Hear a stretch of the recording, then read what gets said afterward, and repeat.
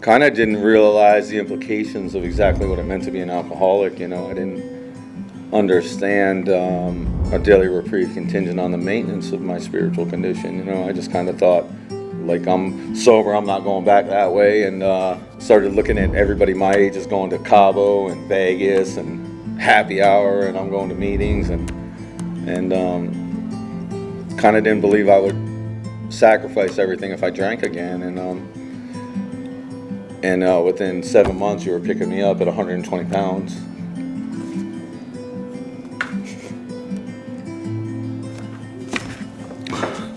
Carrying me into detox, and I just couldn't get it, I just couldn't get it again. And we're here with Mike Blydenberg. Me and Mike been hanging out since the late 90s. We missed about 20 some odd years of that. Sidetracked. Mike was a little sidetracked. Probably, honestly, of the thousands of drug addict alcoholics that I've hung out with, met, and have become very close with in my life, the absolute worst of the worst. I'm the best at something. The sickest. The best at something.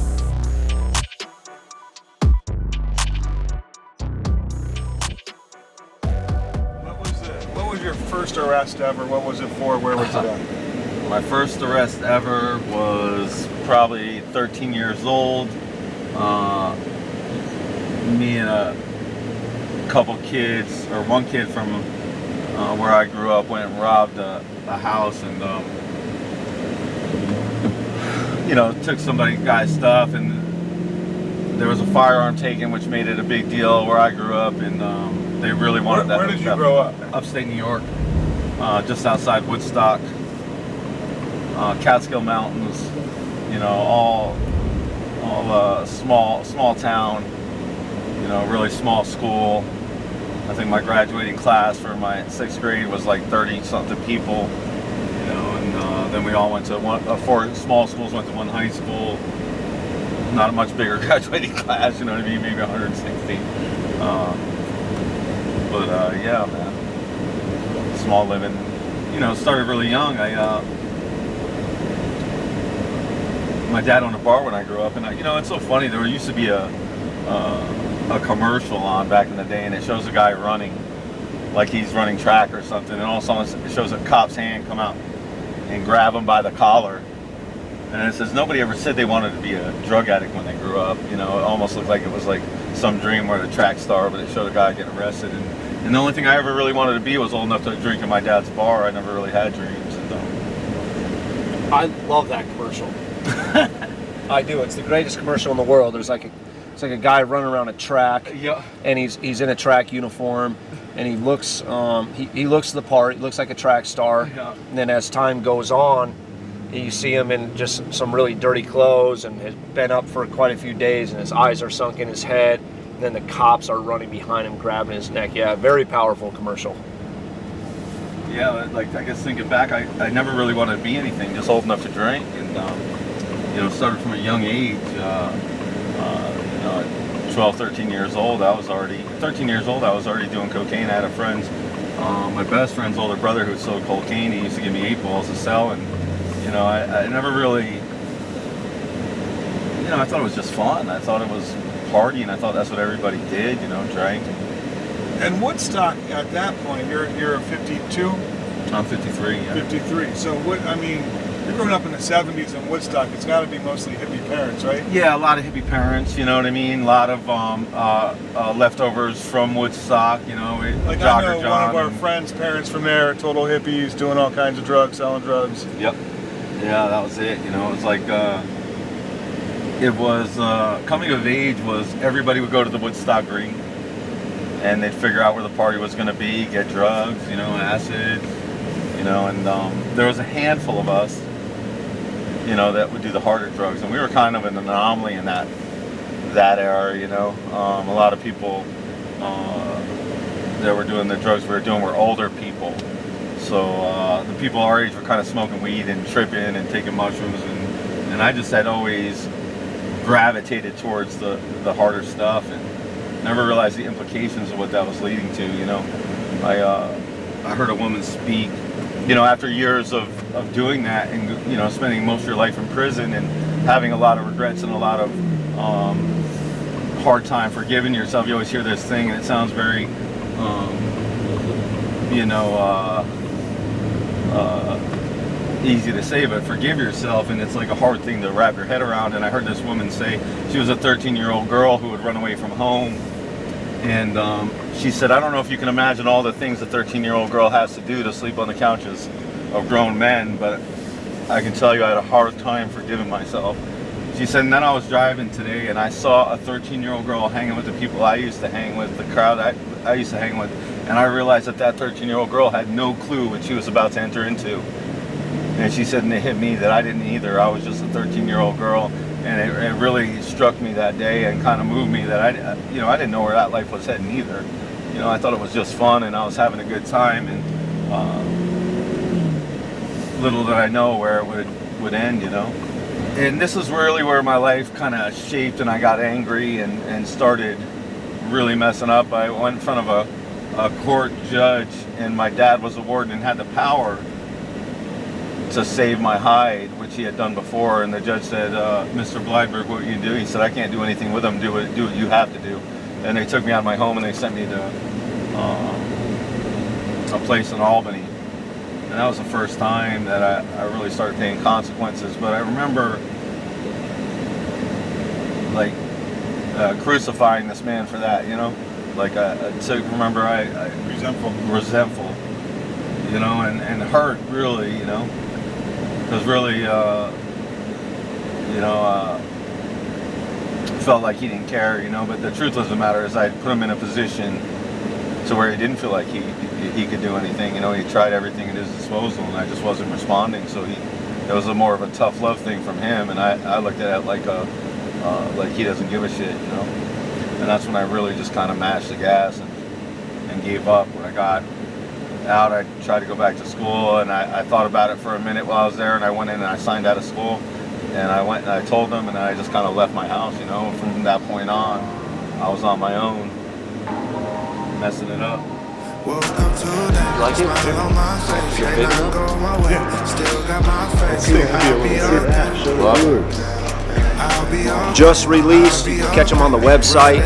These are totally awesome. A bunch of different colors, decals on them. We might do a few different designs on the hat, but for now, this is what we have. Go out and get yourself one.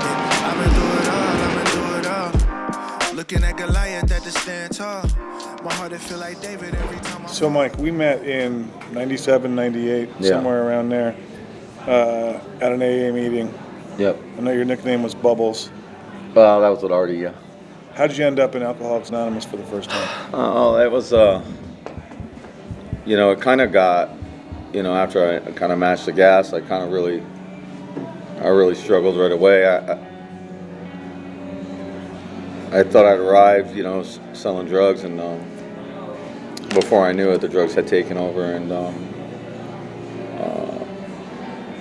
I had gotten some trouble and went on the run, and straightened up for a little bit, and I wound up cutting some fingers off. And back then they used to give opiates pretty freely. They had me on opiates for quite a long time. I was doing screened-in porches and remodels in North Carolina because I went on the run, and I wound up getting strung out on pain pills. And when they took me off those, I turned to heroin, and my life really got hard. Struggled, bounced around a little bit, and wound up back in New York. And I wasn't welcome at my own home. My parents didn't want me around, and but I knew on Fridays that my mom would work out of county, and my dad was always at work. So I went to their house thinking maybe I can get a shower, change of clothes, maybe get some money, whatever. And in the morning, my parents came walking in and surprised me there. And they were like, "What are you doing here?" And I said I had nowhere to go. And I asked them what they were doing there, and they told me my little brother had been shot. And I said, "Well, is he okay?" They said, "We don't know." And I said, "Well, where'd he get shot?" And they said, "In the face." And the whole way down, I was had pretty violent history, and my dad knew that. And we knew who had shot my brother, and he looked at me and he had tears, and he's like begged me not to retaliate. He said the whole way down here, I'm burying one son in my mind, and I don't want to put another one away in prison, you know. And he begged me not to retaliate. And we got to the hospital, and I had saw my brother. He was unrecognizable. His head was as big as a basketball. I mean, his cheeks were swelled out past his nose, and his eyes were just like slits, and his face was all black. And you know, and I found a little chapel. I just kind of asked God for help. I wanted to stop using, and I had a violation. The cops were looking for me, and but they allowed me to go to treatment. And I went to treatment for the first time, and kind of got sober in spite of not really knowing what AA was. But I went to a halfway house and met a girl, got her pregnant, and one of the guys at a party one night freaked me out. He's like, "What are you doing? You're making the biggest mistake of your life." And I went to Harlem and got a few bags of heroin, and I relapsed. And I had a friend who had went out to Arizona, Michael Angie, who passed away now, but I had saw him, and I called him up, and I'm like, "Hey, how's Arizona?" You know, and he's like, "Bro, it's awesome, just come." So I went out to Arizona and kind of made attempts at getting sober, failed the first time, and then I came back in and I had met you and wound up kind of getting sober. Someone took me through the steps, and life started getting better, you know, started getting little by slow. Somewhere around 3 years, I was doing really well, working for a search firm, recruiting in the data storage industry, making 50, 60 grand a month. I think my last month I made $110,000, and I was 28 years old. And We were living together. we were living together. I And remember thinking to myself, how are all these guys in their early 20s making so much money? yeah, and I was only making a couple grand a week, $3 grand a week, but still felt like, you know, at the time. yeah, and I was like, kind of didn't realize the implications of exactly what it meant to be an alcoholic. You know, I didn't understand, you know, a daily reprieve contingent on the maintenance of my spiritual condition. You know, I just kind of thought, like, I'm sober, I'm not going back that way, and didn't really understand no defense. And you know, started getting really busy with work and girls and money and stuff, and started looking at everybody my age is going to Cabo and Vegas and happy hour, and I'm going to meetings, and kind of didn't believe I would sacrifice everything if I drank again. And within 7 months, you were picking me up at 120 pounds.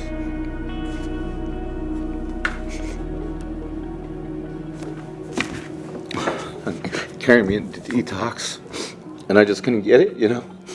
I just couldn't get it again, and then life got really hard, you know, and I wound up spending the next 20 some odd years in prison, and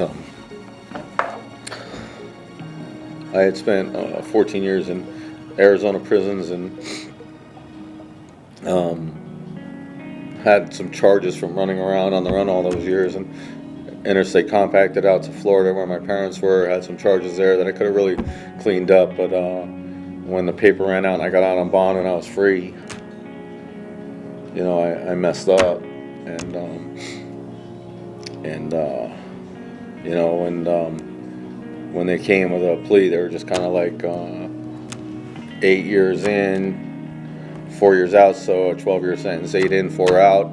And my dad had bad health problems at the time, wasn't doing well, congestive heart failure, cancer, and diabetes, and kind of had one foot on the banana peel and one foot in the grave. And when I was being sentenced, he looked at me and he said, your brother's dead, and I'll never see you free again. This isn't the way it's supposed to be. And it broke me, you know.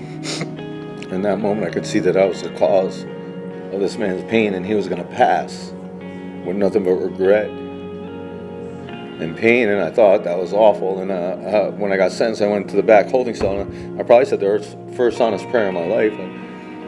I said, just give me one more chance with him. But if you can't, let him pass and know I'm okay. Remember that day? Yeah, I think I said, this will be the last time I see you as a free man. It's not the way it's supposed to be. No, and well, because I was having a hell of a time with medical issues, and I didn't think I had too long to go. Yeah. When found out you were going to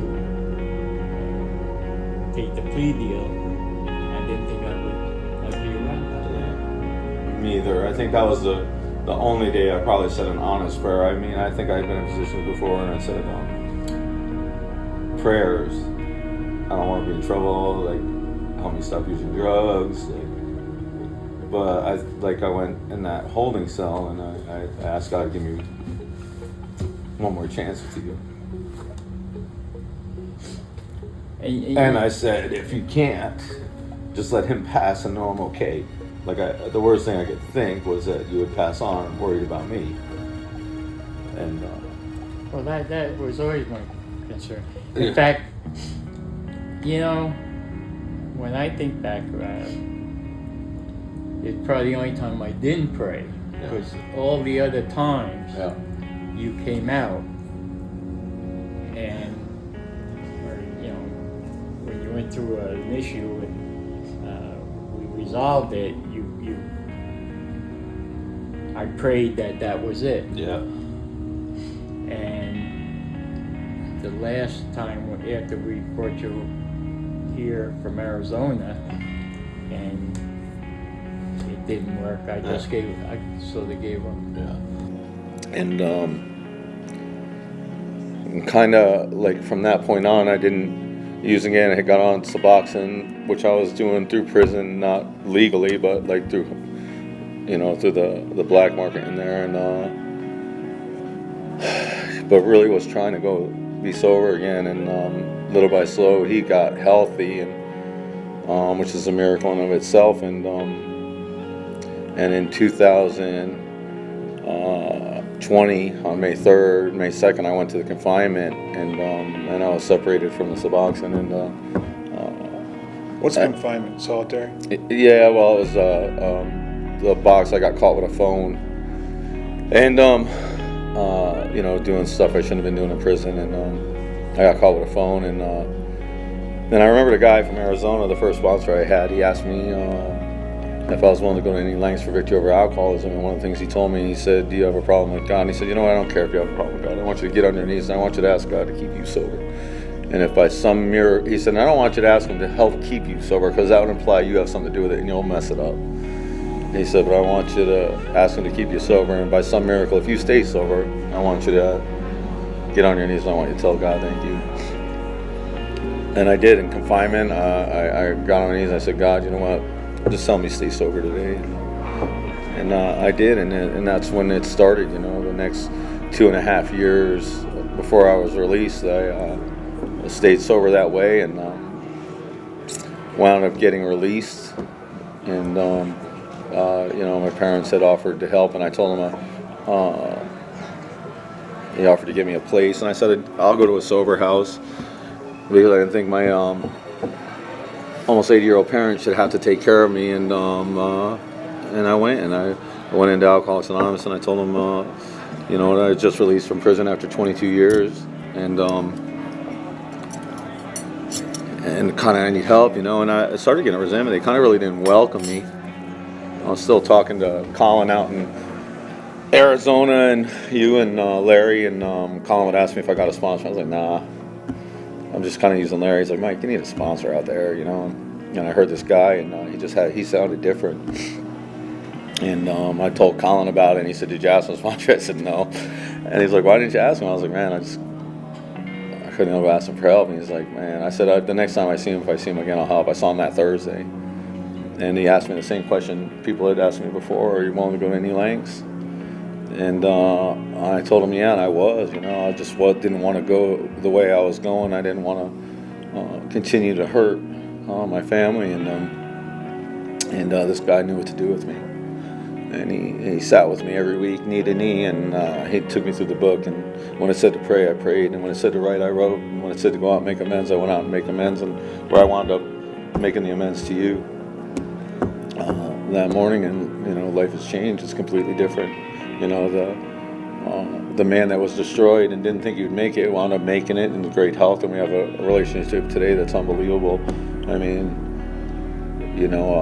there have been 3 significant points in sobriety that really mean something, and one was he told me, I miss being down there. No one's got time for us, but you always have time. And then he told me what to do if he passed, and he also told me that I was made his golden years meaningful, which is considerable considering how I took so many years from him, to have that kind of relationship with him now, and life has just changed, I think I always told you your mother was your biggest champion. Yeah, she told me, I think you told me the last time I remember when I was going in, and you said if you feel the need to send your mother a birthday card or Christmas card, that's fine, but you were done. Yeah. So to go from that place, that was, almost 25 years ago, to this place is pretty miraculous, I'd imagine. Yeah. That's amazing, like thinking about that prayer and that holding cell, and there's been a miracle in your life. I mean, you've come through all that health issues to where you weren't, 1 foot on a banana peel and 1 foot in the grave, and me going to prison, like for as long as I was going, like there was probably a small chance outside of God that I was ever going to see you again, or that we'd have a relationship again. And I think as a parent, and I know you're a parent, but just so you know, you never give up being a parent, no matter how old your kids get. Yeah. And and I felt guilty many times that maybe I'm not being a good parent. And so you don't know. I said you learn by your mistakes. So I said, well, I have to go on from here. And I think that was half the thing. I was glad when you were institutionalized, because you seemed to respond to that. Yeah. You didn't respond to our institutional rules. You always were family oriented, and that's another thing that bewildered the shit out of me, because you would disappear like you wanted nothing to do with family. Yeah, you were always, when you were going along with the program, you were family oriented. Yeah. Everything was family. Yeah, that's like a You were close to your cousins. You were close to your brother. You were close to the but then all of a sudden you said like the hell with it or something. Well, I knew it. I think there was at some point in my life where I realized I was just causing all you guys pain. So I figured it'd be easier just to leave and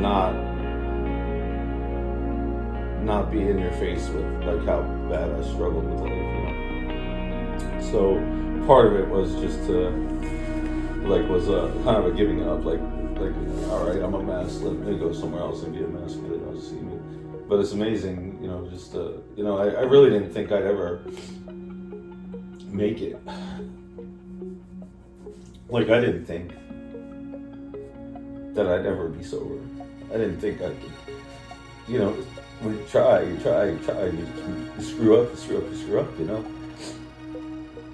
And you think, like, all right, there's something wrong with me, like I'm never gonna get this. And they asked me something. They said, "What changed?" And I was like, you get tired. When you see that you're the biggest part of somebody's pain, and you just want something different, And I think that was probably the beginning. That just that simple statement at the courtroom, this isn't the way it's supposed to be, and an honest prayer for somebody else, because the prayer wasn't for me. The prayer was for you, because I could see the pain you were in, and all of a sudden God comes in and makes a way, and it happens, and you're like, you can't believe where you get to, you know. Like, I was walking around just like looking at my life, and I'm like, man, you're normal. Maybe not normal in the sense that I don't have to stop doing what I'm doing, but like you have a life now, you know.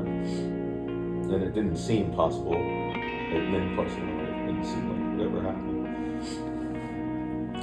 Well, and just to jump back to what I'm thankful for now, and it came from the heart that, yeah, you know, most people, and I quote my mother-in-law, your mother's mother, she said, most people come to Florida to die. Which is true. Yeah. I mean, you're going to spend your last golden years. Yeah. And for a while there, I thought my last golden years were going to be non-quality time. But having you the last 2 years and seeing your successes and vicariously living them, it's like being young again. Yeah. So it's given me, you know, more purpose to take care of myself. Yeah. Yeah. Successful. It's been great. I love you. You know, house, cars, boats, motorcycles, and it's like, you know, all I did was, you know, the one thing I gave up that to get all that, you know, and so wouldn't change any of it, you know. And that's, I think after that we kind of kept in touch all this time, and you knew my progress, and we had a phone call where you told me about Redemption Blueprint, and I was like, watch the link, talk to you and Adam, and I was like, man, I'm all in. You know, that's it for me. You know, success is great, but purpose is better. You know, purpose is just better. So, you know, it's crazy how that just kind of falls into place. I was just talking to Josh and telling him, I was like, you know, it's so funny. This guy had talked to me about a sober house, and this all falls into place. And at 4 o'clock this morning, I'm getting a message from him saying, here's the deal I propose. You run it, you fill it. And I was like, man, God's good. You know, it just, like, it's just like when you're in the flow, you know what I mean? You're no longer fighting against everything, and everything just works out. And what I've found more than anything is people love a redemption story. They love to see you make it, you know. You know, I've had the hopes and the hopes and dreams of most or at least, you know, felons that are incarcerated with us at the time, you know, don't know what they want to do. They know they want to leave prison, and they know they want to do something, but that adventure leads into typically going and using and going back to halfway houses and meeting up with the wrong crowd. Maybe we're disenfranchised because of our education or the mistakes that we had made previous to that. The amazing thing about Michael Blydenberg, when Bob and I originally jumped on the phone with him, Bob had said, hey, I have this buddy, man, I've known him forever. He's got this great story. He's down in Florida. He may be interested in the roofing. He may not be, but he was just released from the Florida penitentiary not too long ago, and he's doing super success. You know, he's super successful. He's doing well. He's a really cool guy. What's even cooler to me is, besides his story, because that was just an amazing story, but we are going to see Mike down in Florida quite often, recording guys' stories and seeing his success through the roofing industry. And he owns an awesome, amazing handyman business that does very well. And we're just going to try to grow this thing globally eventually. And Mike said, I'm here, I want to do it, I want to be a part of it. So we are extremely fortunate and thankful for him in what's to come. So stay tuned, guys.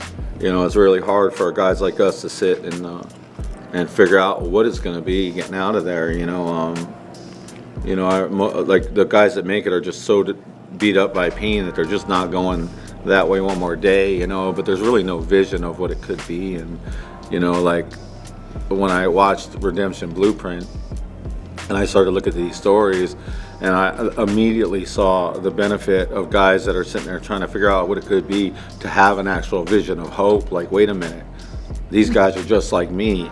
This isn't just like, oh, we're going to teach you how to write a resume and overcome that you're a felon so you can get a job maybe at $20 an hour. This is like, man, I might be able to have a life, retire, you know, have a home, you know. I remember the fear you talked about. And it was like, will I ever have a retirement? Will I ever have a home, you know? What can it be? And it's like, you know, and it can be that, but that was just, we found that, you know, like for people to see it. Yeah. It's hope, right? And nothing changes anything more than that. If you can give somebody hope, I mean, that's exciting. You know? Made some mistakes, but learned a few things. So I'll be okay. I'll be okay. I'll be okay.